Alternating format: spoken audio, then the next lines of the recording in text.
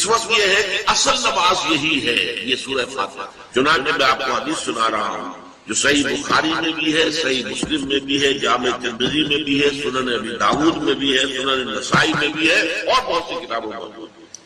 اور یہ عن عبادہ بن صامت رضی اللہ تعالی عنہ، حضرت عبادہ بن صامت سے ہے مرفوعا کہ حضور نے فرمایا لا صلاۃ لمن لم یقرأ بفاتحۃ الکتاب، اس شخص کی کوئی نماز نہیں ہے جس نے کہ سورہ فاتحہ کی تلاوت نہیں کی۔ اب اس سے ہمارے ہاں ایک بڑا اختلاف پیدا ہوا، وہ نوٹ کر لیجیے۔ ایک رائے یہ ہے آپ اگر علیحدہ نماز پڑھ رہے ہیں تو ظاہر بات ہے کہ آپ کو ہر رکعت میں خود پڑھنی ہی پڑھنی ہے سورہ فاتحہ۔ جب باجماعت پڑھ رہے ہیں اب کیا شک ہے، امام پڑھ رہا ہے سورہ فاتحہ تو کیا مقتدی کو بھی پڑھنی چاہیے؟ اس حدیث میں جو الفاظ کی شدت ہے اس کی بنا پر رجحان یہ ہوتا ہے کہ یقیناً اس صورت میں ہر شخص لا صلاۃ لمن لم یقرأ بفاتحۃ الکتاب، جس نے کہ فاتحہ کی تلاوت نہیں کی، قرأت نہیں کی، اس کی کوئی نماز ہی نہیں۔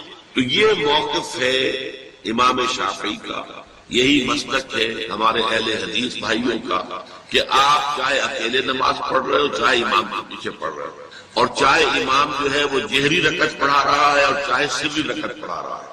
خاموشی والی رکعت سورہ آپ کو معلوم ہے کہ نماز جو ظہر اور عصر کی ہے تو چاروں رکعتیں جو ہے وہ سری ہے، مغرب کے اندر آ کر دو جہری ہیں ایک سری ہے، عشاء میں آ کر دو جہری ہیں دو سری ہیں، سورہ اور نماز فجر کے اندر دونوں جو ہے وہ جہری ہیں۔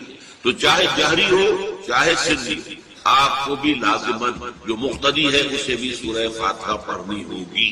اب اس کے لیے انہوں نے یہ طریقہ جو ہے تلقین کیا ہے کہ امام تیزی سے نہ پڑھے، رک رک کر پڑھے الحمدللہ رب العالمین، اس کے بعد اتنا وقفہ دے دے کہ جو مقتدی ہے وہ بھی کہہ لے اپنے دل میں یا اب پڑھ لے الحمدللہ رب العالمین الرحمن الرحیم۔ تو یہ رک رک کر پڑھنا، خاص طور پر اگر آپ کو موقع ہوا ہو کسی اہل حدیث امام کی امامت میں نماز ادا کرنے کا تو آپ دیکھیں گے کہ بڑا فرق ہے۔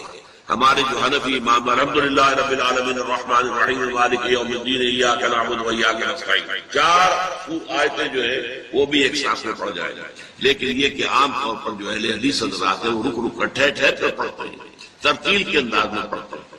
یا پھر دوسری شکل انہوں نے ایک اور کی ہے، یہ آپ سعودی عرب میں جب کبھی نماز پڑھیں گے اور آپ پڑھی ہو آپ نے تو وہاں آپ دیکھیں گے کہ امام جو ہے وہ سورہ فاتحہ پڑھنے کے بعد تو 1 منٹ جو ہے خاموش ہے، تاکہ آپ اب جو مقتدی ہیں وہ اس وقفے میں وہ اب سورہ فاتحہ پڑھ لیں، پھر وہ قرأت کرے گا، کوئی اور آیات اس نے شامل کرنی ہے تو بعد میں شروع کرے گا، درمیان میں وقفہ ہوگا۔ لیکن ایک مسلک یہ ہے، اور یہ مسلک جو ہے یہ در حقیقت قرآن مجید کی ایک آیت کے اوپر مبنی ہے۔ سورہ اعراف کے آخر میں فرمایا گیا وَإِذَا قُرِئَ الْقُرْآنُ فَاسْتَمِعُوا لَهُ وَأَنصِتُوا، جب قرآن پڑھا جا رہا ہو تو توجہ سے اسے سنو، خود خاموش رہو۔ اب یہ قرآن مجید کی آیت ہے، اس کے بنا پر ایک رائے یہ ہے کہ آپ امام کے پیچھے سورہ فاتحہ نہیں پڑھیں، پڑھا جا رہا ہے سنو، خود خاموش رہو۔ اور اس کے لیے وہ دلیل دیتے ہیں کہ یہ شکل ایک وفد کی چیز ہے، جیسے کسی بڑی شخصیت کے پاس اگر آپ کا کوئی وفد جاتا ہے، 8-10 افراد ہیں، ان میں اسپوکس مین ایک ہوتا ہے، وہ بات کرتا ہے، باقی سب لوگ موجود رہتے ہیں سنتے ہیں۔ اسی طریقے سے امام جو ہے وہ گویا کہ آپ کا نمائندہ ہے اور وہ پڑھ رہا ہے الحمدللہ رب العالمین الرحمن الرحیم مالک یوم الدین، تو امام کی قرأت ہی آپ کی بھی قرأت ہوگی۔ گویا کہ اس آیت سے، اس حدیث سے اختلاف نہیں ہے، اس کی تعبیر سے اختلاف ہے کہ امام کا قرأت کر لینا در حقیقت مقتدیوں کی طرف سے بھی قرأت۔ اس میں جو حنفی مسلک ہے وہ بہت سخت ہے، اور وہ یہ ہے کہ چاہے سری نماز ہو اور چاہے جہری ہو، ہر کسی بھی حالت میں مقتدی جو ہے وہ سورہ فاتحہ نہیں پڑھے۔ اب اس میں ذرا سا سوال پیدا ہوتا ہے کہ جہری رکعت میں تو اس آیت کا اطلاق ہو جائے گا کہ وَإِذَا قُرِئَ الْقُرْآنُ فَاسْتَمِعُوا لَهُ وَأَنصِتُوا، سری میں تو اس آیت کا اطلاق نہیں ہوگا۔ بہرحال یہ مسلک ہے، امام شافعی کا ایک انتہا پر ہے، ہر صورت میں سری ہو یا جہری ہو آپ کو پڑھنی ہی پڑھنی ہے، اور امام ابو حنیفہ دوسری انتہا پر ہے کہ چاہے سری ہو چاہے جہری ہو کسی شکل میں نہیں پڑھے۔ امام مالک کا مسلک ہے درمیان میں، اور میں اس میں کوئی جھجک محسوس نہیں کرتا کہ میں آپ کے سامنے عرض کر دوں کہ میں اس پر عمل کر رہا ہوں۔ وہ کیا ہے، جہری نماز میں خاموش رہو اور سنو، اس آیت کا اطلاق ہو جائے گا۔ جب بلند آواز سے پڑھ رہا ہے امام تو پوری توجہ، فَاسْتَمِعُوا لَهُ، اپنی پوری توجہ کو اس کے سننے کے اوپر مرکوز کر دو اور خاموش رہو.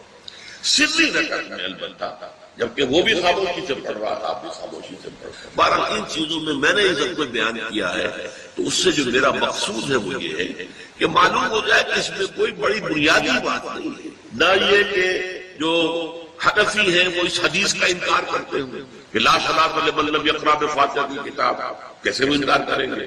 اور نہ ہی کوئی جو حنبلی ہے یا اہل حدیث ہے وہ قرآن کی اس آیت کا جو ہے وہ اختلاف کر سکتا ہے کہ اذا قرئ القرآن فاستمعوا له وانصتوا. لیکن یہ کہ اس کے پھر اس سے جو احکام کا استنباط ہے اس میں اختلاف ہو جاتا ہے، تو اس کو نہیں سمجھنا چاہیے کہ یہ کوئی بہت بڑی اہمیت والی بات ہے. بات کے جو فرض نماز ہے اصل اہمیت اس کی ہمارے ہاں عام طور پر مذہبی حلقوں میں اور خاص طور پر جو ذرا متصوفانہ انداز کے رنگ کے لوگ ہوتے ہیں وہ فرض کو تو بس ایسے ہی ادا کر لیتے ہیں جیسے بس اس کی کوئی اہمیت نہیں ہے، بلکہ بعض لوگ وہ بھی ہیں کہ فرض کو ترک کر دیتے ہیں. نوافل پر صرف رات کی نماز پر زور دیا جا رہا ہے، فرض نمازوں کی ہم نے دیکھے ایسے لوگ بالفعل. یہ تمام چیزیں جو ہے در حقیقت اس پھر راہ نبوت سے انسان کو ہٹا دینے والی. فرض کتنا فرض، نفل کتنا. نوافل کے بارے میں جو ہے شریعت سے ثابت ہے، وہ تہجد بھی نافلۃ لک حضور کے لیے تو لازم تھی، باقی کے لیے لازم نہیں ہے. جو قیام اللیل شروع میں تھا وہ لازم نہیں ہے. ہاں رمضان مبارک میں اس کی تشریح ہے، ترغیب ہے، وہ خاص ایک مہینہ ہے، اس میں دن میں کھانا پینا جو ہے وہ حرام کیا گیا، تو رات کو 2/3 رات یا 1/3 کم سے کم 1/3 رات جاگو اللہ کے قرآن کے ساتھ، اللہ کی کتاب کے ساتھ. تو یہ اصل میں جو توازن ہے یہ جو ہے بہت ضروری. ارأیت اذا صلیتم صلوات المکتوبات، حضور آپ نے دیکھا، غور فرمائیے کہ اگر میں جو فرض نمازیں ہیں وہ ادا کرتا. اب مثلا ایک حدیث مجھے اور یاد آئی، فرض نماز کی اہمیت کو بیان کرنے کی حضور نے فرمایا جس شخص نے عشاء کی نماز بھی جماعت کے ساتھ ادا کی اور پھر فجر کی نماز بھی جماعت کے ساتھ ادا کی، اس کے لیے پوری رات کا قیام کیا جائے. فرض کیے تو اذا صلیت المکتوبات صلوات المکتوبات وصمت رمضان، اور میں روزہ بھی رمضان کے روزے رکھ دوں، باقی روزہ رکھنا آپ کی مرضی پر ہے، رکھیں ٹھیک ہے، لیکن وہ جو لازم نہیں ہے. نجات کے لیے لازم جو بیس لائن ہے وہ جو عبادات فرض، اس کے بعد جتنا آدمی اضافہ کر سکے حالات کو بھی دیکھے. بعض حالات ایسے ہوں گے کہ اس میں اصل اہمیت جہاد کی ہو جائے گی، قتال کی ہو جائے گی. اب ایسا حال بھی ہو سکتا ہے کہ اسلامی نظام قائم ہے، اسلامی حکومت قائم ہے، نظام خلافت قائم ہے، تو اب قتال کا معاملہ جو وہ حکومت کے ذمہ ہے، حکومت انتظام کرے. اگر کہیں 10,000 آدمی چاہیے، 10,000 آدمی نکل آئے چل جانے کے لیے، تو باقی آرام سے گھر میں سوئیں یا نوافل پڑھیں، ساری رات کھڑے رہے، ٹھیک ہے. یہ تقرب بالنوافل کا موقع ہوگا. لیکن اگر اللہ کا دین جو ہے وہ مغلوب ہے، پامال ہے، اسے پاؤں تلے روتا جا رہا ہے، شریعت کی دھجیاں پکھیری جا رہی ہیں، عوامل کا استہزاء ہو رہا ہے، اور جو منکرات ہیں ان کی تبلیغ ہو رہی ہے، اس وقت آدمی نوافل پہ لگا ہے. وہاں تو فرض ہو جائے گا امر بالمعروف نہی عن المنکر، جہاد، اس کی جو بھی تقاضے ہیں، اس سارے تقاضے اس کو بیان کرنے کا موقع نہیں ہے. اس اصل سے اس فرض کو ترک کر کے نوافل پہ لگیں گے، یہ نوافل کو اوپر نہیں مارے جائے.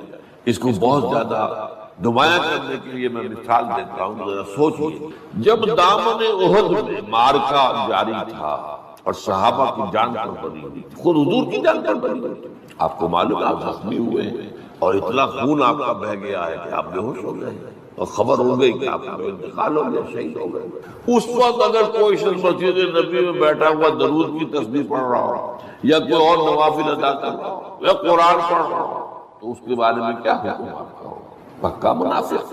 حالانکہ کام تو وہ اچھے کرتا، درود کی کتنی فضیلت آئی ہے، اور نوافل ہے یا قرآن کا پڑھنے کا ایک ایک حرف کا 10 نیکیوں کا ثواب ہے.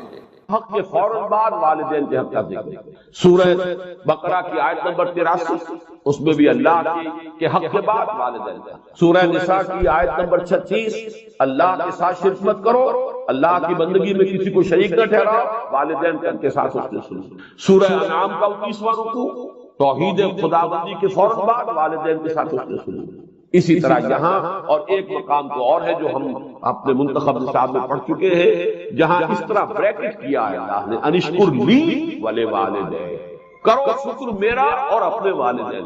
اس میں نوٹ کر لیجئے چونکہ ادائے حقوق کا فلسفہ ہے، جیسا کہ میں تمہیدی جو گفتگو ہے اس میں عرض کر چکا ہوں۔ معاشرت کے اندر اصل سے دیکھ لیجئے کہ کس کا کیا حق، وہ حق ادا کیجئے۔ اس میں ظاہر بات ہے کہ سب سے بڑا حق تو انسان پر اللہ کا ہے، خالق وہ، مالک وہ، رازق وہ، اور حقیقتاً رب بھی وہی ہے، پالنے والا وہی ہے۔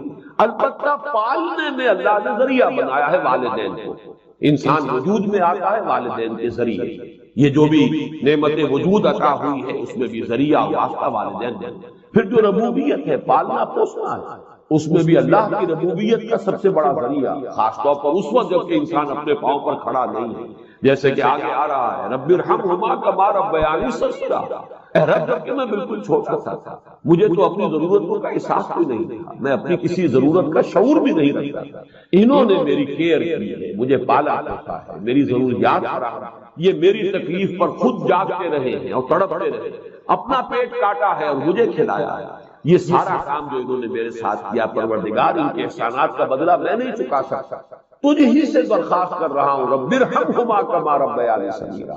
تو معلوم ہوا کہ یہ در حقیقت اسلامی تمدن اور اسلامی معاشرت کا اصول کہ حقوق میں اللہ کے حق کے فوراً بعد بلکہ متصلاً بعد بریکٹڈ اللہ کے حق کے ساتھ والدین کا حق۔ یہاں بھی ذرا ایک فرق جو ہے وہ نوٹ کر لیں، جہاں بات آئے گی اطاعت کی، اطاعت اللہ کے بعد رسول کی، والدین کی نہیں۔ والدین کی اطاعت تو مشروط ہوگی، لیکن اللہ کی اطاعت کے ساتھ بریکٹڈ اطاعت اطیعوا اللہ واطیعوا الرسول۔ سورہ تغابن میں بھی ہم پڑھتے ہیں فَإِن تَوَلَّيْتُمْ فَإِنَّمَا عَلَىٰ رَسُولِنَا الْبَلَاغُ الْمُبِينُ۔ اطاعت میں اللہ کے بعد فوراً اللہ کا رسول، محبت میں اللہ کے فوراً بعد اللہ کا رسول۔ قُلْ إِن كَانَ آبَاؤُكُمْ وَأَبْنَاؤُكُمْ وَإِخْوَانُكُمْ وَأَزْوَاجُكُمْ وَعَشِيرَتُكُمْ وَأَمْوَالٌ اقْتَرَفْتُمُوهَا وَتِجَارَةٌ تَخْشَوْنَ كَسَادَهَا وَمَسَاكِنُ تَرْضَوْنَهَا أَحَبَّ إِلَيْكُم مِّنَ اللَّهِ وَرَسُولِهِ وَجِهَادٍ فِي سَبِيلِهِ۔ تو گویا کہ اطاعت میں بھی اللہ کے فوراً بعد اللہ کا رسول صلی اللہ علیہ وسلم، محبت میں بھی اللہ کے فوراً بعد اللہ کا رسول صلی اللہ علیہ وسلم، لیکن ادائے حقوق شکر اس میں اللہ کے فوراً بعد والد۔ معلوم ہوا کہ ہر چیز کا اپنا ایک تقاضا ہے، ہر مضمون میں اپنی ایک ترتیب علیحدہ ہو جائے گی۔ جہاں بات ارکان اسلام کی ہوگی، ارکان اسلام میں کلمہ شہادت کے فوراً بعد نماز کا ذکر آئے گا، لیکن جہاں حقیقت ایمان کا تذکرہ ہوگا ایمان کے فوراً بعد جہاد کا ذکر آئے گا۔ ہر شے میں اپنے مضمون کے اعتبار سے ترتیب ہے وہ بدل جائے گا۔ تو یہاں نوٹ کیجئے وَقَضَىٰ رَبُّكَ أَلَّا تَعْبُدُوا إِلَّا إِيَّاهُ وَبِالْوَالِدَيْنِ إِحْسَانًا۔ اب یہاں خاص طور پر جو نوٹ کرنے کی بات ہے وہ یہ ہے کہ در حقیقت یہ بھی معاشرتی استحکام اور خاص طور پر خاندان کے ادارے کے استحکام کے لیے بہت بنیادی ہدایت ہے۔ میں عرض کر چکا ہوں جب سورہ تحریم کے تمہیدی مضامین ہم بیان ہو رہے تھے، ان پر غور کر رہے تھے کہ خاندان کے ادارے کا استحکام، ایک تو مرد کی سربراہی، الرجال قوامون علی النساء، یہ ایک مثبت حکم ہے، مثبت ہدایت ہے، اس لیے کہ اگر برابر کے دو سربراہ ہو جائیں گے تو وہاں فساد ہوگا، بدنظمی۔ مرد کی قوامیت، اس کی سربراہی، اس کی حاکمیت۔ نمبر دو، والدین کے ساتھ حسن سلوک۔ یہ جو تصور آج کی دنیا میں ہو چکا ہے، جو خاندانی نظام کی چولیں ڈھیلی ہوئی، اس کا اصل سبب یہ ہے کہ والدین بھی اولاد کو اپنی لائبلٹی سمجھتے ہیں، اور پھر اولاد بھی والدین کو اپنی لائبلٹی سمجھتے ہیں، ایسے نہیں سمجھتے، بلکہ یہ کہ ایک طرح کا بوجھ، خاص طور پر والدین بوڑھے ہو گئے، اب ان کی دیکھ بھال ہے، ان کی ضرورتیں پوری کرنی ہے، ان کے لیے ادب نہیں ہے، ان سے محبت نہیں رہی مغربی معاشرے کے اندر، اس کے خاندان کے نظام اس طرح اس کی چولیں جو ہے ڈھیلی ہوئی ہوئی۔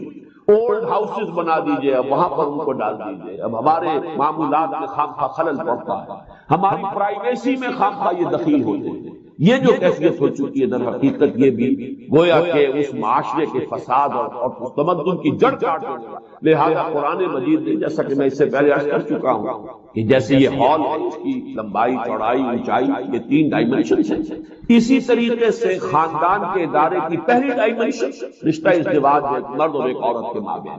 یہاں سے تو خاندان کی بنیاد پڑی۔ اس کے استحکام کے لیے الرجال قوامون علی النساء، مرد جو ہے قوام ہے عورتوں پر۔ پھر جب ان کے ہاں اولاد ہوئی، اب سیکنڈ ڈائمنشن ایڈ ہو گئی، اب والدین اور اولاد کا رشتہ ہے۔ یہ رشتہ مستحکم ہو، اس رشتے کے ضمن میں ہم وہ مثبت اور منفی دونوں پہلو دیکھ چکے ہیں جو ہمارے اس منتخب نصاب میں آ چکے ہیں۔ سورہ تغابن والدین کو ہدایت کی گئی، ان من ازواجکم واولادکم عدو لکم فاحذروہ انما اموالکم واولادکم فتنہ۔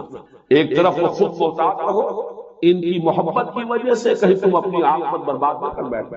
ان کے لیے جو بھی کرنا ہے اچھے سے اچھا کرو، لیکن حلال کے دائرے کے اندر، اللہ کے حقوق کو، اللہ کی حدود کو قائم رکھو۔ دوسری طرف مثبت حکم دیا گیا، یا ایھا الذین آمنوا قوا انفسکم واہلیکم نارا، اہل ایمان اپنے گھر والوں کو، اہل و عیال کو، اپنے آپ کو بھی، اپنے اہل و عیال کو بھی آگ سے بچاؤ۔ یہ تمہارا مثبت فرض ہے، یہ تمہاری مثبت ذمہ داری ہے۔ تمہیں یہ فرض ادا کرنا ہے کہ ان کو اچھی ان کی تربیت ہو، ان کو اللہ کی طرف، اللہ کے دین کی طرف ان کو رغبت دلاؤ تاکہ ان کی عاقبت سنورے اور وہ آخرت میں جہنم کے عذاب سے بچ سکے۔ اب یہاں جو ہے در حقیقت یہ دوسری ڈائمنشن آ رہی ہے کہ اگر والدین کا ادب، ان کا احترام معاشرے کے اندر یہ قدر موجود ہو تو پھر والدین بھی اپنے آپ کو پورے طور پر انویسٹ کر دیں گے اولاد کے اندر۔ لیکن اگر عام طور پر یہ نظر آ رہا ہو کہ اولاد تو والدین کی پرواہ نہیں کرتی، تو والدین بھی پھر فکر کریں گے، اپنی کمائی میں سے کچھ بچا کر رکھیں، اپنے مستقبل کے لیے کچھ اہتمام کریں، وہ اپنے آپ کو پورے طور پر انویسٹ کرنے کے لیے تیار نہیں ہوں گے۔ اور جیسا کہ آج کل آپ مغرب میں دیکھ رہے ہیں، خاص عمر ہوئی ہے، لڑکے کو بھی گھر سے نکال دیا، جاؤ کھاؤ پیو کماؤ، یہاں تک کہ لڑکیوں کو نکال دیا، جاؤ اپنے پاؤں پر کھڑے کھڑے۔ اس لیے کہ اب ہمیں جو کچھ کمانا ہے وہ اپنے مستقبل کے لیے، اپنے بڑھاپے کے لیے، اپنا بڑھاپا انشور کرنا ہے، ہمیں اس کے لیے آسائشوں کا اہتمام کرنا ہے۔ ہم تمہیں اب اپنی لائبلٹی نہیں سمجھ سکتے۔ اللہ کا فضل و کرم ہے کہ ہمارے مشرقی معاشرے میں ابھی تک وہ اقدار موجود ہے کہ والدین بھی اپنے آپ کو بالکل لیا انویسٹ کرتے ہیں اولاد میں، اعتماد کرتے ہیں۔ اس لیے کہ اولاد بھی بالعموم یہ شکل ابھی ہمارے معاشرے میں موجود ہے کہ بڑھاپے میں والدین کے وہ کا سہارا بنتے ہیں، ان کے لیے، ان کی خدمت کرنے کے لیے اپنی امکانی حد تک قبر بستہ رہتے ہیں۔ تو یہ بھی در حقیقت باہمی اعتماد، خاندان کے ادارے کے استحکام کا ایک بہت بڑا ذریعہ ہے۔ وہ بات ہے جو یہاں تفصیل سے آ رہی ہے، وَقَضَىٰ رَبُّكَ أَلَّا تَعْبُدُوا إِلَّا إِيَّاهُ وَبِالْوَالِدَيْنِ إِحْسَانًا، والدین کے ساتھ حسن سلوک۔ اور اس مقام پر، اس مضمون پر، یہ مقام ضربۂ سلام ہے قرآن مجید۔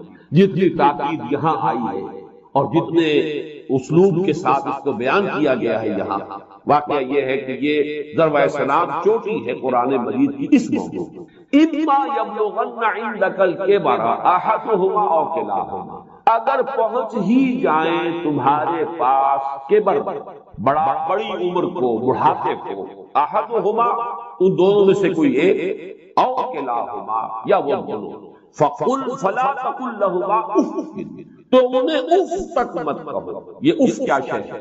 اف عربی زبان میں کہتے ہیں قابل نفرت شے، جس سے گھن آتی ہے، جیسے کہیں کوئی غلاظت ہے یا کہیں پر کوئی یہ ناخن تراشے گئے ہیں وہ کہیں پڑے ہوئے ہیں، ان سے جن سے انسان کو کچھ گھن سی آتی ہے۔ یہ ہے لفظ، اس کا مادہ جو ہے حمزہ اور فا، اس کا مادہ یہ ہے۔ تو اف کہنا جو ہے در حقیقت کچھ نفرت کا، استحقار کا، فلا تقل لهما اف، تو انہیں اف تک مت کہو۔ قرآن مجید میں یہ لفظ آیا ہے، ایک تو یہ کہ حضرت ابراہیم علیہ السلام نے کہا تھا اف لکم وما تعبدون، بڑی نفرت اور حقارت کے ساتھ اپنی قوم سے خطاب کر کے کہا تمہارے لیے اور تمہارے معبودوں کے لیے تف ہے تم پر بھی اور تمہارے معبودوں پر بھی، یعنی یہ کہ میں ان سب سے بری اور میرا ان سے کوئی کسی قسم کا کوئی تعلق نہیں۔ انی وجہت وجہی للذی فطر السماوات والارض حنیفا وما انا من المشرکین۔ اور یہ لفظ ایک مرتبہ آیا ہے سورہ احقاف کی آیت نمبر 17 میں کہ جو ناخلف اولاد ہوتی ہے وہ اپنے والدین سے جس طریقے سے مخاطب ہوتی ہے، اف لکما اتعداننی، کیا آپ ڈھکوسنے کی باتیں کر رہے ہیں، کیا مجھے بتا رہے ہیں کہ میں جب مر جاؤں گا اور مٹی ہو کر مٹی میں مل جاؤں گا پھر مجھے اٹھا لیا جائے گا؟ تو وہاں بھی لفظ اف آیا. تو یہاں نوٹ کیجئے فلا تقل لهما اف، انہیں اف تک کسی معاملے میں کہیں انہیں یہ احساس، اس کا اصل مفہوم سمجھیے، ان کے احساسات مجروح نہ ہو. یہ ہمیں کوئی اپنے اوپر بوجھ سمجھ رہے ہیں، یا یہ کہ ہم سے کسی درجے میں کوئی نفرت کر رہے ہیں، ہمیں اب کوئی بلغ استحقار دیکھ رہے ہیں. اولاد کی طرف سے یہ طرز عمل والدین کے لیے ظاہر بات ہے کہ نہایت ان کے جذبات کو مجروح کرنے والا ہوگا. فلا تقل لهما اف ولا تنهرهما، جھڑکو مت. یہ آگے بات مزید واضح ہو جائے گی. کبھی ایسا ہوتا ہے کہ بڑی عمر کو والدین پہنچ گئے ہیں، تو جیسے خود قرآن مجید میں سورہ حج میں بیان کیا گیا ارذل العمر، ایک بڑی عمر ایسی بھی ہوتی ہے کہ وہ جس کو ارذل عمر کہا گیا ہے، اور اس میں کہ لا یعلم من بعد علم شیئا، انسان کے حافظے میں، ذہن میں، سوچ میں وہ ترقی معکوس شروع ہو جاتی ہے. بلکہ یہ کہ بچپن کی سی کچھ باتیں جو ہیں وہ عود کر آتی ہیں، لوٹ کر آ جاتی ہیں، وہی عادتیں، وہی خواہشات. ظاہر بات ہے کہ اس وقت والدین کی ہر بات نہیں مانی جا سکتی، ان کی کسی فرمائش کو رد بھی کر دینا پڑے گا. لیکن لا تنہر، جھڑکو مت. بات جو ہے وقل لهما قولا کریما، بات کرو ان کے ساتھ نرمی کے ساتھ، ادب کے ساتھ، شائستگی کے ساتھ.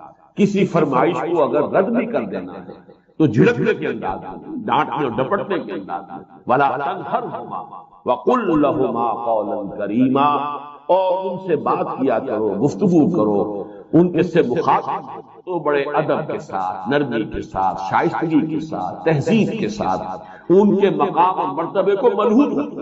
وَخْفِضْ لَهُمَا جَنَاحَ الذِّلِّ مِنَ الرَّحْمَةِ. دیکھیے یہاں کتنے مختلف اسلوبوں سے بات لائی جا رہی ہے. ایک ہی بات ہے لیکن تکرار کے ساتھ، اعادے کے ساتھ اس کو لایا جا رہا ہے تاکہ اور بات واضح ہو جائے. وَخْفِضْ لَهُمَا جَنَاحَ الذِّلِّ، اور اپنے بازوؤں کو جھکا کر رکھا کرو ان کے سامنے. جناح الذل من الرحمہ. اب ذل بھی کہتے ہیں کسی کے سامنے پست ہو جانا، کسی کے سامنے اپنے آپ کو بچھا دینا. پھر رحمت اور شفقت، یہ جو کیسے. اب یہ نوٹ کر لیجئے، ہدایت و ضلالت اس دنیا میں جو مختلف حالتیں انسان پر طاری ہوتی ہیں، یا نعمتوں کی بارش ہو رہی ہے، یا تنگی ہے، فقر ہے، احتیاج، دنیاوی حیثیت ہے، وجاہت ہے، یا دنیا میں گمنامی ہے، کسنوی فرصت کے بھیا کس کی، کوئی آپ کا حال ہی نہیں پوچھتا کہ تم ہو کون، تمہارے منہ میں کتنے دانت، یا یہ کہ دنیا میں اقتدار کی کسی مسند پر انسان بیٹھا ہے، یا یہ کہ کوئی اس کے حال میں اختیار نہیں. یہ تمام جو حالات انسان پر طاری ہوتے ہیں، ان کے جواب میں جو طرز عمل فکری اعتبار سے اور عملاً انسان اختیار کرتا ہے، اس کے 4 درجے. پہلا درجہ ہے انتہائی گمراہی وَاللَّ ضَلَالًا بَعِيدًا. وہ کیا ہے؟ اگر عزت ہوئی، نعمتیں ملی، فلاں دیوی یا دیوتا کی نگاہ کرم ہے، اس کی کرپا سے یہ ہو گیا. اور اگر کوئی تکلیف آ گئی، مصیبت آ گئی، معلوم ہوتا ہے کہ فلاں دیوی یا دیوتا ہم سے ناراض ہو گیا، یہ کالی دیوی کی طرف سے کوئی مصیبت آ گئی ہے، یا یہ کہ یہ لکشمی دیوی کی نگاہ کرم ہے کہ ہمیں دولت مل گئی ہے. یہ تو ہے شرک. شرک ہونے کے اعتبار سے یہ ہے وَاللَّ ضَلَالًا بَعِيدًا، انتہائی پستی. اس پستی سے اوپر آئیں گے تو توحید کی پہلی منزل. عزت دی اللہ نے، اگر کوئی تنگی آ گئی، فقر، تکلیف، کوئی ذلت، رسوائی، یہ بھی اللہ کی طرف سے. ایک اعتبار سے تو انسان ہدایت پر آ گیا. بڑی گہرائی تھی اس گندگی کی اور اس خباثت کی جو شرک جس کا نام ہے، اس سے انسان نکل آیا، نجاست سے. توحید تو ہے لیکن ابھی اس میں اس کی گمراہی کا ایک ایلیمنٹ شامل ہے. اور یہ گمراہی سے جب تک آگے نہیں آئے گا، اوپر نہیں ابھرے گا، اس کا طرز عمل کیا ہوگا کہ ذرا کچھ مل گیا، عزت مل گئی، پھولے نہیں سما رہے، اب زمین پر قدم نہیں ٹک رہے، گردن اکڑ رہی، کہیں محرومی ہو گئی، کوئی تکلیف آ گئی، کوئی مشقت، فقر آ گیا، اب بجھ کر رہ گئے. ان دونوں کیفیات میں انسان کا پینڈولم جو ہے وہ ایکسٹریم ہو جائے گا. یہ کب ہوگا؟ جبکہ انسان یہ سمجھتا ہے کہ اس دنیا میں جو دولت مل گئی یا عزت مل گئی تو یہ گویا کہ بڑی کوئی قابل فخر ہے، اور اگر یہاں پر کوئی تکلیف آ گئی، کوئی مصیبت آ گئی، فقر و فاقہ آ گیا تو یہ گویا کہ بہت ہی اہانت آمیز ہے. اگر یہ انسان سمجھے گا تو طرز عمل وہ نکلے گا نتیجے کے طور پر جو میں بیان کر چکا ہوں. یہ گمراہی ہے. اس گمراہی سے نکلیں گے تو آپ کس مقام پر آئے؟ دوسری منزل ہدایت کی کیا ہے؟ نہ یہ عزت ہے نہ یہ ذلت ہے، دونوں حیثیتیں برابر ہیں کہ یہ امتحان. اسی لیے ان دونوں آیتوں میں ایک لفظ قدر مشترک ہے، اذا ابتلا. فَأَمَّا الْإِنسَانُ إِذَا مَا ابْتَلَاهُ رَبُّهُ فَأَكْرَمَهُ وَنَعَّمَهُ. یہ بھی ایک ابتلا ہے، آزما رہا ہے اللہ. کبھی وہ دے کر آزماتا ہے، کبھی چھین کر آزماتا ہے، کبھی فقر و فاقہ سے آزماتا ہے، کبھی وہ کثرت دولت اور کثرت مال سے آزماتا ہے، کبھی وہ صحت دے کر آزماتا ہے کہ یہ قوت اور توانائی اور صحت جو میں نے دی ہے یہ اس میں کیا کرتا ہے، کبھی وہ مرض کے ذریعے سے آزماتا ہے کہ صبر کرتا ہے کہ نہیں کرتا. ہمارے لیے شکوہ اور شکایت تو اس کی زبان پر نہیں آ جاتی، نالا اور سیبل تو نہیں آ جاتا، تکلیف جھیلتا کہ نہیں جھیلتا، اس میں تحمل ہے کہ نہیں ہے، تو صبر کرتا ہے یا شکر کرتا ہے. یہ دونوں کیفیات در حقیقت اس اعتبار سے مساوی ہے، یہ بھی امتحان، یہ بھی امتحان. یہ حقیقت جب سامنے ہوگی اب وہ پینڈولم جو ہے وہ بہت کم ہو جائے. یعنی انسان میں طبعی طور پر تو ایک اثر ہوتا ہے غیر اختیاری. کسی چیونٹی نے کاٹا آپ کے پاؤں پر، آپ اپنا پاؤں ہٹا دیں گے، اس میں کوئی ارادہ نہیں، یہ ریفلیکس ایکشن ہے، غیر اختیاری فیل. اس حد تک تو انسان ضرور متاثر ہوتا ہے، اس سے تو کوئی انسان جو ہے وہ بلند تر نہیں ہو سکتا. حضرت ابراہیم رضی اللہ تعالیٰ حضور کے وہ نومولود فرزند انتقال جب ہو رہا تھا، آپ کی آنکھوں میں آنسو آ گئے. اب یہ ایک طبعی اثر ہے، ایک فعل ہے، انفعالی کیفیت ہے جو بالکل طبعی ہے، لیکن یہ نہیں کہ اس کی وجہ سے انسان کی زبان پر کوئی شکوہ آ جائے، کوئی شکایت آ جائے، یہ نہیں ہوگا، یہ ایمان کے منافی ہے.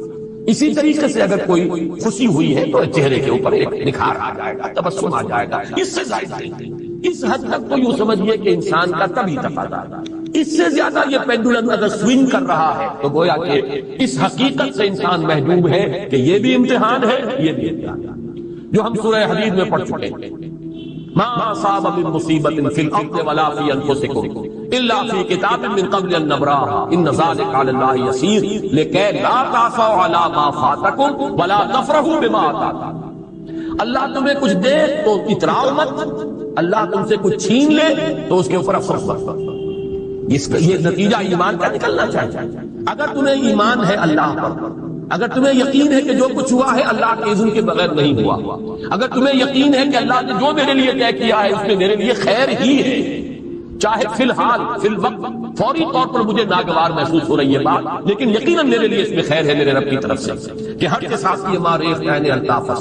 ہم تو شارٹ سائٹڈ ہیں، ہم دیکھ نہیں سکتے کسی شے کو، ہم اس کے ظاہر کو دیکھ کر گھبرا اٹھتے ہیں کہ یہ تو تکلیف آ گئی، کیا پتا اسی کے پردے میں اللہ کی رحمت آ رہی. میں نے وہ رئیس امروی کے اشعار آپ کو کئی دفعہ سنائے ہیں.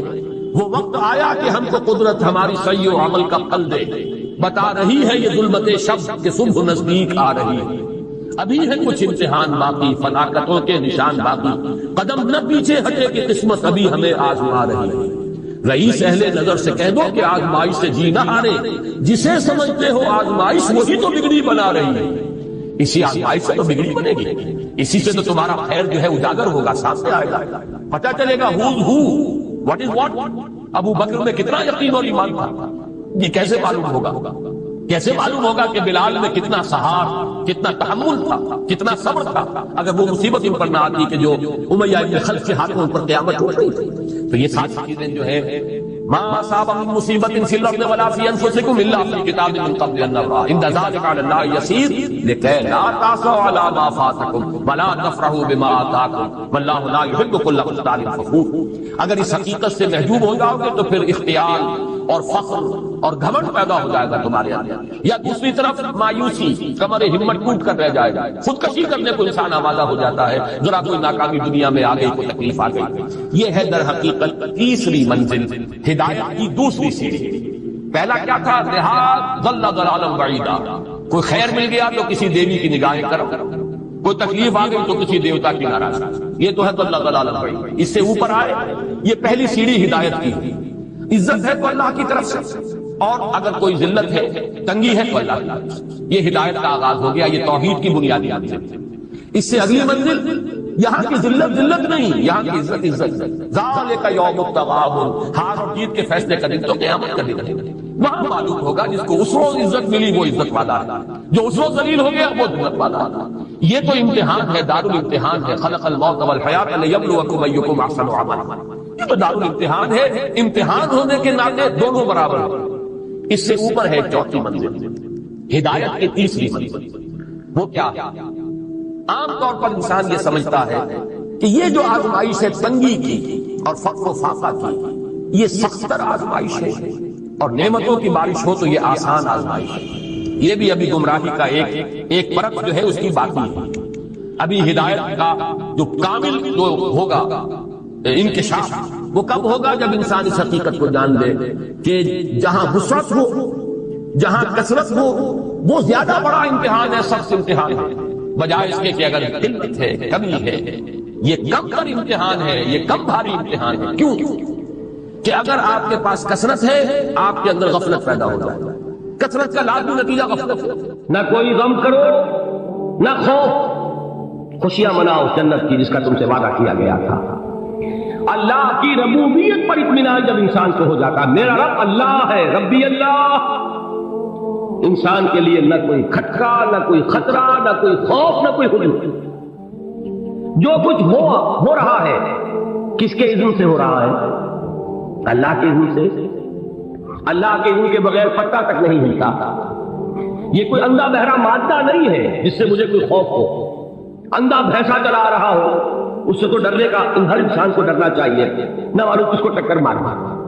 لیکن نہیں، اس کائنات کو چلانے والا ایک سمیع و بصیر خدا، وہ جو میرا دوست ہے، میرا ولی ہے. اللہ ولی الذین آمنوا یخرجہم من الظلمات الی النور. اللہ اہل ایمان کا ولی ہے، ساتھی ہے، پشت پناہ ہے، مددگار ہے، حمایتی ہے. بتائیے جسے یقین ہو جائے کہ اللہ میرا مددگار، اللہ میرا محافظ، اللہ میرا پشت پناہ، اللہ میرا حمایتی، اس کے لیے کوئی خوف ہوگا؟ اس سے کوئی ڈر ہوگا؟ میں مثال دیا کرتا ہوں ایک بہت سادہ، پنجاب کے دیہات کی. تو بڑا چودھری ہے اور کوئی غریب کسان ہے. اس غریب کسان کی کہ جانوروں کو ہر وقت اندیشہ ہوگا چوری کا، کوئی میری بھینس کھول کر نہ لے جائے، کوئی میرا بیل کھول کر نہ لے جائے. لیکن جس کے بارے میں یہ سب کو معلوم ہو کہ وہ جو بڑا چودھری ہے وہ اس کا دوست ہے، اس کی بچیا کو کوئی خوف ہوگا؟ اس کی بھینس پر کوئی ہاتھ ڈالے گا؟ اسے کوئی اندیشہ ہوگا؟ نہیں. کیوں کہ وہ بڑا چودھری، بڑا اس کا یہاں کا سردار، جاگیردار، سب کو معلوم ہے وہ میرا دوست ہے، کوئی میرے خلاف اقدام نہیں کر سکتا. اس دنیا میں یہ چھوٹی سی بات اگر آپ کے دلی اطمینان اور سکون کا باعث بن سکتی ہے تو ذرا تصور کیجئے. میں لفظ تصور استعمال کروں گا صرف اس لیے کہ اس کا ہم جس کو کہتے ہیں ادراک اور شعور کر نہیں سکتے. اگر کے ساتھ کر سکتے ہیں، اگر یقین ہو کہ اللہ میرا مددگار اور یقین ہو کہ اللہ ہر آن میرے ساتھ ہے، پھر کوئی خوف کس کا خوف ہے؟ کوئی شے اللہ سے بالا تر ہے؟ کوئی قوت اس سے زیادہ طاقتور ہے؟ کوئی اس کے ارادے کو بدلنے والا ہے؟ کوئی اس کی مشیت کے آڑے آنے والا ہے؟ یہی بات ہے جو حضور نے فرمائی. یہ ایمان کا حاصل ہے لب لباب کہ دیکھو اچھی طرح اس بات کو ذہن نشین کر لو. اگر تمام انسان مل کر تمہیں کوئی نقصان پہنچانا چاہے نہیں پہنچا سکتے، مگر جو کچھ اللہ نے لکھ دیا. اور تمام انسان مل کر تمہیں کوئی نفع پہنچانا چاہے نہیں پہنچا سکتے، مگر وہ شے جو اللہ نے طے کر دی. آپ پھر میں کہوں گا ذرا تعریف کیجیے، اسے فرض کیجیے، اسے سوچیے. اگر اس حدیث پر ہمارا دل ٹھکا ہوا ہو تو کسی سے ڈر ہوگا؟ یہ مجھے نقصان نہ پہنچا دے، یہ میری رپورٹ خراب نہ کر دے، یہ میری انکریمنٹ نہ رکوا دے، یہ میرا یہ نہ بگاڑ دے، یہ میرے یہ نقصان نہ پہنچا دے. اس کا ڈر، اس کا ڈر، اس کا خوف، اس کی خوشامد، اس کے لیے جا کر طرح طرح سے اپنی عزت نفس کو ذلیل کروانا اس کے سامنے. یہ سب کچھ کیوں کرتا ہے انسان؟ جب سمجھتا ہے کہ اس کے ہاتھ میں میرا کوئی نفع ہے، اس کے ہاتھ میں میرے لیے کوئی ضرر ہے، یہ مجھے کوئی گزن پہنچا سکتا ہے، یہ مجھے کوئی نقصان پہنچا سکتا ہے، یہ میرا کوئی کام بنا سکتا ہے، یہ میری کوئی ضرورت پوری کر سکتا ہے. اسی کا نام شرک ہے. جہاں آپ نے یہ سمجھا کہ غیر اللہ کے اندر کوئی طاقت موجود ہے وہی شرک ہے. بتوں سے تجھ کو امید ہے، خدا سے نو امیدی، مجھے بتا تو صحیح اور کافری کیا ہے؟ شرک سے یہ جس پر بھی تمہیں یہ خیال ہے کلمہ ہے، یہ کلمہ سوم لا حول ولا قوت الا باللہ. ذرا اس پر دل کو کبھی اگر آپ تصور کریں، پھر فرض کریں، دل ٹھک جائے اس پر، کوئی طاقت نہیں. یہی بات تھی جو شیخ عبد القادر جیلانی رحمۃ اللہ علیہ نے اپنی وصیت میں اپنے بچے سے کہی. 11ویں دینے والے ہیں، لیکن حضرت شیخ عبد القادر جیلانی کی وصیت اور تعلیمات کو کتنے لوگ نہیں جانتے ہیں؟ یہ جن مقامات تک پہنچے ہیں وہ کس چیز کی بدولت پہنچے؟ انہوں نے جو پیغام دیا وہ کیا تھا؟ اے میرے بچے، جس طریقے سے قرآن مجید میں حضرت لقمان کی نصیحتیں جو ہے نقل کر دی گئی ہیں، میں یہ عرض کروں گا بالفرض اگر قرآن حضرت عبد القادر جیلانی کے بعد نازل ہوا ہوتا تو شیخ عبد القادر کی یہ نصیحتیں بھی قرآن میں درج ہوتی۔ اتنی اونچی نصیحتیں ہیں۔ اے میرے بچے، اس حقیقت کو ذہن نشین کر لیں، لا فاعل فی الحقیقت ولا مؤثر الا اللہ۔ اس کائنات میں نہ کوئی فاعل حقیقی ہے نہ مؤثر حقیقی ہے سوائے اللہ۔ کسی شے میں کوئی تاثیر نہیں اگر اللہ نہ چاہے، آگ جلا نہیں سکتی اگر اللہ نہ چاہے، پانی ڈبو نہیں سکتا اگر اللہ نہ چاہے، زہر ہلاک نہیں کر سکتا اگر اللہ نہ چاہے، کوئی چیز فائدہ نہیں پہنچا سکتی اگر اللہ نہ چاہے۔ تو در در پہ کیوں سر جھکاتے ہو؟ در در پر کیوں جبیں سائی کرتے ہو؟ سب کے سامنے کیوں ہاتھ پھیلاتے ہو؟ ایک اللہ سے مانگا، ایک اللہ کے سامنے زمین پر اپنی جبین رکھو۔ لا فاعل فی الحقیقت ولا مؤثر الا اللہ۔ نظر آتا ہے کہ پانی پیاس بجھا دیتا ہے، پیاس بجھانے کی صلاحیت پانی میں نہیں ہے، اللہ کے اذن سے۔ کھانا بھوک مٹا دیتا ہے، بھوک مٹانے کی صلاحیت کھانے میں نہیں ہے، اذن رب میں۔ دیکھیے یہی یقین تھا حضرت موسیٰ علیہ السلام کا واقعہ یاد کیجیے۔ سامنے سمندر آ گیا، قوم دیکھتی ہے پیچھے کہ گرد و غبار کا طوفان۔ معلوم ہوا کہ فرعون اپنے لشکر سمیت آتا۔ لشکر جب چلتا تھا تیز رفتاری کے ساتھ تو گرد و غبار کا جو طوفان اٹھتا تھا اس کا تصور کیجیے، اور لمحہ بلمحہ وہ قریب آ رہا۔ پوری قوم نے کیا کہا؟ اے موسیٰ انا لمدرکون، اے موسیٰ ہم تو پکڑے گئے۔ قرآن مجید میں تو یہاں وہ باتیں نہیں لکھی ہیں، لیکن تورات میں یہ درج ہے کہ بنی اسرائیل جھگڑنے لگے، دستوں قریبان ہو گئے موسیٰ کے ساتھ۔ موسیٰ نے یہ فرمایا لا، اس سے تو ہم ہی بہتر تھے، وہاں کھانے کو ملتا تھا، زندگی تو تھی، بیگار ہم کر رہے تھے، موت تو نہیں تھی۔ اب جو کچھ ہوگا اس کا تصور کرو، جس طریقے سے ہمارے ٹکڑے اڑائے جائیں گے۔ تو لڑ رہے ہیں حضرت موسیٰ علیہ السلام۔ یہ تورات کی تفصیل ہے، قرآن میں صرف اتنا آیا ہے، پریشان ہو کر انہوں نے کہا انا لمدرکون، موسیٰ ہم کو پکڑے گئے۔ اس وقت موسیٰ کا جواب کیا ہے؟ کلا ان معی ربی سیہدین، نہیں، میرے ساتھ میرا رب ہے، وہ راستہ دے گا۔ بتائیے کہاں راستہ نظر آ رہا ہے؟ یہ ہے ایمان بالغیب۔ راستہ نظر نہ آئے تب اللہ پر یقین ایمان ہے، جیب میں پیسے ہو تب دل کو اطمینان ہے، تو ایمان کس پر ہوا؟ پیسے پر، اللہ پر نہیں۔ جب وسائل و ذرائع نہ ہو اور پھر یقین ہو کہ اللہ مسبب الاسباب ہے، وہ اسباب کا پابند نہیں ہے، وہ اسباب کا محتاج نہیں ہے، اسباب اس کے محتاج ہے۔ اگر یہ یقین ہے تو اللہ پر ایمان ہے، یہ نہیں ہے تو تمہارا ایمان اسباب پر ہے، وسائل پر ہے، ذرائع پر ہے، مادیات پر ہے، اللہ پر نہیں۔ اس وقت کہاں راستہ تھا؟ کوئی راستہ تھا؟ سمندر ہے اور ادھر سے لشکر آ گیا۔ کلا ان معی ربی سیہدین۔ اب دیکھیے ایمان کہہ دینا آسان ہے، ہوا معکم اینما کنتم، جہاں کہیں بھی تم ہوتے ہو اللہ تمہارے ساتھ ہوتا ہے، لیکن اس کا یقین قائم ہو جائے تو زمین و آسمان کا فرق واقع ہو جاتا ہے۔ یہی بات ہوئی حضور کے ساتھ۔ غار ہے، چھپے ہوئے ہیں محمد رسول اللہ اور آپ کے وہ یار غار ابو بکر صدیق رضی اللہ تعالی عنہ۔ اقبال نے حضرت ابو بکر کی شان میں چند اشعار پر سے، لیکن واقعہ یہ ہے کہ بھاری بھاری نظموں پر اور قصیدوں پر بھاری، طویل ترین نظمیں اور قصیدے ہوں ان پر بھاری ہمتیں۔ ابو بکر کی ہمت جو ہے، کشت ملت را جو اب جیسے بارش سے کھیتی اپجتی ہے، ابو بکر کی ہمت اور عظیمت اس امت کو اسی طرح سینچنے والی ہے۔ ثانیے اسلام و غار و بدر و قبر، وہ دوسرے تھے اسلام میں، دوسرے پہلے کون تھے؟ انا اول المومنین، حضور کی بات ہے، سب سے پہلا ایمان لانے والا میں، دوسرے ابو بکر۔ ویسے ہمارے ہاں یہ چلتا ہے اختلاف، حضرت علی پہلے ہیں کہ حضرت ابو بکر پہلے ہیں، لیکن اس میں بڑی خوبصورت تطبیق قائم کی ہے علماء نے، اور بہت صحیح ہے۔ 4 کے بارے میں فیصلہ ہی مت کرو کہ کون پہلے ہے، ان کی ایک عجیب تقسیم کر دی ہے۔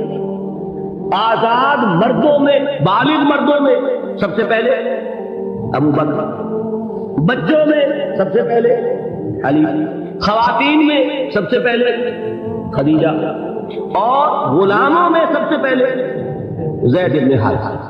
بڑی پیاری تقسیم ہے، یہ چاروں ہی پہلے ہیں، ہر ایک کے لیے ولیت ہے۔ اور واقعہ یہ ہے کہ اگر زمانی اعتبار سے تعین ہوگا تو پہلے خدیجہ الکبریٰ آئے گی رضی اللہ تعالی عنہ، کسی اور سے بات کرنے کی نوبت بعد میں آ سکتی ہے، پہلے تو اہلیہ محترمہ سے بات ہوئی، آتے ہی پہلی وحی ہوئی ہے، ابھی تبلیغ کا حکم نہیں تھا۔ کس کو بتایا واقعہ؟ ابھی اپنی نبوت کی تبلیغ کا تو حکم ہی نہیں آیا، واقعہ کس کا ہے؟ وہ خدیجہ کا ہے۔ جب کہا ہے کہ خشیت علی نفسی، مجھے اپنی جان کا اندیشہ ہے، تو کیا جواب دیا خدیجہ نے رضی اللہ تعالی عنہ؟ وہ صدیقۃ الکبریٰ ہے، صدیقات جو ہے خواتین ان میں چوٹی پر خدیجہ الکبریٰ ہے رضی اللہ تعالی عنہ، اور صدیق جو مرد ہیں ان میں صدیق اکبر ہے ابو بکر صدیق رضی اللہ تعالی عنہ، لیکن صدیقات میں چوٹی پر۔ جب حضور نے فرمایا خشیت علی نفسی، کیا فرمایا، کیا عرض کیا، کیسے تسلی دی؟ نہیں نہیں، اللہ آپ کو ضائع نہیں کرے گا، آپ غریبوں کے ہمدرد ہیں، آپ مساکین کے تکالیف رفع کرنے والے ہیں، آپ بیواؤں کی سرپرستی کرتے ہیں، آپ مسافروں کی خدمت کرتے ہیں، اللہ آپ کو ضائع نہیں کرے گا، یہ یقین ہے اس خاتون کے اندر۔ خیر وہ ایک علیحدہ بات ہو جائے گی۔ میرے دل پر حضرت خدیجہ رضی اللہ تعالیٰ عنہ کی شخصیت کا بڑا گہرا نقش، جو وہ کوئی اور ہی وقت اور موقع ہوا تو بیان ہوگا۔ بہرحال اقبال نے ایک مصرے میں جو 4 اولیتیں جمع کر دی ہیں، ہمت کشت امت را چو ابر، ثانی اسلام و غار و بدر و قبر۔ اسلام میں حضور کے بعد پہلے کون؟ ابو بکر۔ غار میں حضور کے ساتھ کون؟ ابو بکر۔ بدر کی رات اللہ کا رسول سرب سجود، وہ جھاڑ، وہ گھاس پھوس کی جو جھوپڑی بنائی گئی تھی، اور وہاں تلوار ننگی لے کر پہرا دینے والا کون؟ ابو بکر۔ اور اس حجرہ عائشہ میں محمد کے بعد سب سے پہلے دفن ہونے والا کون؟ ابو بکر رضی اللہ تعالی عنہ صلی اللہ علیہ وسلم۔ وہ جو معاملہ میں سنا رہا تھا غار ثور کا، حضرت ابو بکر بھی حضور کے خیال سے لرز گئے ہیں۔ آپ کو یاد ہوگا کہ جا کر پہلے تمام جتنے سوراخ تھے انہیں بند کیا، ایک سوراخ رہ گیا تھا جس کو بند کرنے کے لیے کوئی کپڑا نہیں تھا، وہاں اپنی ایڑی رکھی ہے، تب کہا ہے حضور سے تشریف لائیے، اور اپنے زانو پر حضور کو لٹایا ہے، اور وہاں کسی موذی جانور نے کاٹا، حضور کی آنکھ لگ گئی تھی، اس وقت اس بل کے اندر جو بھی بچھو ہے کیا ہے واللہ عالم، اس نے کاٹا ہے، اس کی تکلیف کی وجہ سے ابو بکر کی آنکھوں سے آنسو ٹپک گئے، حضور کے چہرے مبارک پر پڑے ہیں، تو حضور جاگے ہیں، معاملہ کیا ہے؟ ایڑی نہیں ہٹائی وہاں سے، مبادا وہ جانور وہاں سے نکل کر محمد الرسول اللہ کو کوئی گردن پہنچا دیا۔ ابو بکر کی ایڑی ہے، جس طرح چاہے کھا لے، ختم کر دے، جان نکل جائے تب تو یہاں آئے محمد پر آئے، لیکن جیتے گی نہیں۔ وہ ہے ابو بکر حضور کے خیال سے۔ اس وقت حضور نے پھر اپنا لعاب دہن لگایا ہے، اور اس سے پھر آپ کی تکلیف ختم ہوئی۔ جیسے خیبر میں حضرت علی کی آنکھ دکھ رہی تھی، اس کو جو شفا حاصل ہوئی وہ بھی حضور کے لعاب دہن سے ہوئی تھی۔ تو بہرحال اس وقت انہوں نے کہا ہے کہ اے نبی یا رسول اللہ، اگر اس وقت ان میں سے کسی نے غیر ارادی طور پر بھی اپنے قدموں کی طرف جھانک لیا تو پکڑے جائے۔ کیا جواب تھا اللہ کے رسول؟ لا تحزن ان اللہ معنا، اللہ ہمارے ساتھ سے کیوں بھگاتے ابو بکر؟ یہ ہے ایمان باللہ، میرا مالک اللہ، میرا رازق اللہ، میرا محافظ اللہ، میرا مددگار اللہ، میرا پشت پناہ اللہ،